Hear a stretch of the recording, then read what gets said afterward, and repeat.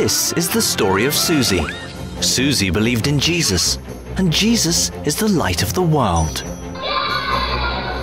Before each meal, Suzie would thank Jesus for the food someone else bred, slaughtered, harvested, canned, prepared, cooked, and presented. No food would be eaten until it was properly blessed. Before bedtime, Suzie would pray for Jesus to heal the sick, comfort the afflicted, and ease the suffering in the world. Of course, when Suzie awoke, the world's problems were still there. But somehow, it was all part of God's divine plan. When Suzie got sick, she prayed for healing.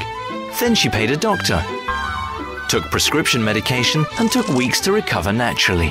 When Suzie was confused, she prayed for answers. When her ears picked up no audible reply, she simply guessed and called it divine inspiration. When Suzie's mother was in a car accident, Suzie thanked God that Mum was only horribly injured and not killed immediately. Suzie then prayed to Jesus for healing, and then she paid thousands of dollars to trained medical personnel. Suzie went to church, thanking Jesus for being so good. When the pastor was suddenly gunned down by a crazed madman during a sermon about divine protection, Suzie was horrified, so she prayed a prayer of thanks that pastor was in a better place. She also prayed for the widow and children, that they would see that it's all part of God's special plan for their lives. When hurricanes came,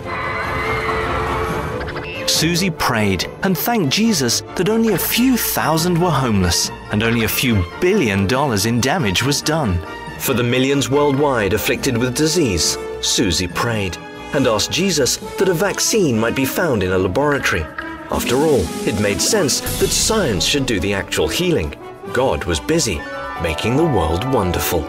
For the starving and oppressed, Suzie wore a special ribbon that showed how much she cared. Then she went home and watched American Idol.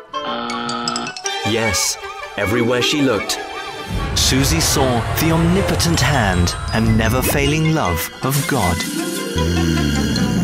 And once again, just before bedtime, Suzie closed her eyes and said her prayers because she believed in Jesus, and Jesus is the light of the world.